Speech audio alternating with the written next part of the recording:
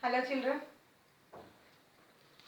Till now we have learnt about the internal and external structure of the kidney and how the filtration of blood takes place within the kidney. Here you can see in the picture, these are the two kidneys. Already we have learnt that the excretory system consisting of a pair of kidneys, ureter, urinary bladder and ureter. These four together we call it as the excretory system. So till now we have learnt about the structure of kidneys. Now today's class we are going to learn more about ureter, urinary bladder and urethra. If you see, these are the ureters which are erasers from the two kidneys. Here the ureter are also two. A pair of ureter are present in the excretory system.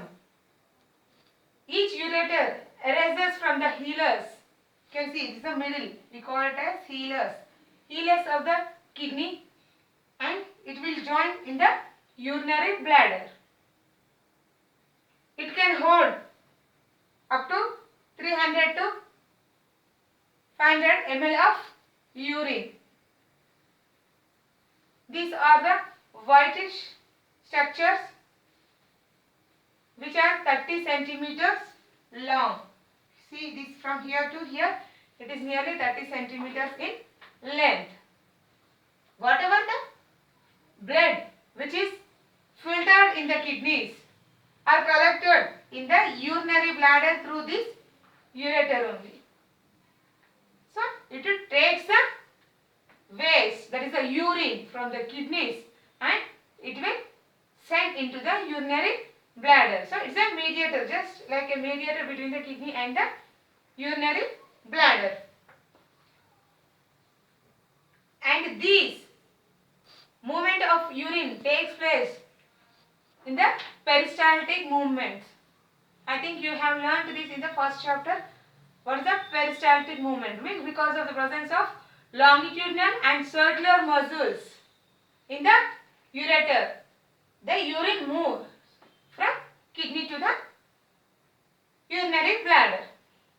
The next one is about urinary bladder. You can see this is the pear-shaped structure. It is a pear-shaped structure. Whatever the urine which is sent from the kidney is collected through the ureter into this urinary bladder. Nothing but the urine, where the urine is stored, that is the place. We call it as urinary bladder. It has a circular sphincter, means as the urine is filled, it will stretches. The urinary bladder stretches in size. It can hold up to 300 to 800 ml of urine. So it stretches in its size. Whatever the urine, it is collected, it is stored in the urinary bladder and sent out through the urethra. This is the urinary bladder. The circular sphincter helps to send the urine through the urethra, and there are two circular sphincters. One is under the control of reflex action and other is under the control of brain. Means when the urine is filled with the urinary bladder, the inner sphincter, it can hold, means it opens when it is filled, but the outer sphincter is under the control of brain.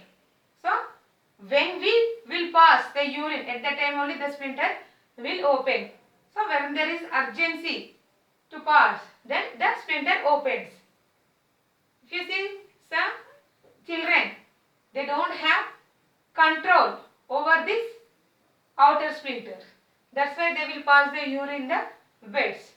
This is the main reason, because they does not have any nerve control till the age of 14 years, 14 to 16 years. Means it is under the control of brain. So these children does not have any control. So they will pass the urine in the bed. Next, if you see the ureter, it is 10 centimeters in length in the female, whereas the 20 centimeters in the males. Next, maturation. Maturation is nothing but passing out urine. See, when the bladder is filled, we can feel the bladder is filled, and you can yourself experience. We have to go to washroom or we have to pass the urine. So that is under the control of brain. The brain will send the signals to pass the urine. So you may feel that urgency feeling. That is a maturation. We call it as maturation. The bladder can hold 300 to 800 ml of urine. But when the bladder is filled with 300 to 400 ml of urine, our brain will give some signs it is filling. But it has capacity to hold up to 700 to 800 ml. Means it can hold, the capacity of the bladder is to hold 700 to 800. We can hold that. But when it is filled with 300 to 400 only, it will give some signals to pass the urine. So because of the presence of these inner sphincters, that's the two circular sphincters, we will feel that maturation. Next, composition of urine. The composition of urine means here the color. It is a transparent fluid. But if you observe, it is light yellowish in color. Why the urine is yellowish in color? Because of the presence of a pigment called urochrome. This urochrome, because of the presence of this substance in the urine color is yellowish color. So, the composition of the urine depends on the person, because in the diabetic patients they may have the sugars also. And depending upon the food what we are taking, the sugar will be increased in the urine. When we are taking high protein food, the waste means the proteins are also removed. The sugars are more in the person. When we are taking less proteins, the sugar levels will be less. So depending upon the food also, the sugar levels are depend. Whereas the diabetic patients, the sugar level will be more. Next, it consisting of mostly 90% of water and 10% of inorganic substances, means that are the waste which have to be eliminated.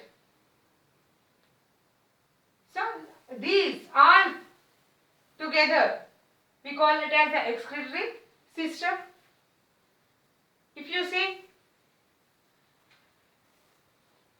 not only the composition, the pH also changes from person to person because of the intake of fluids.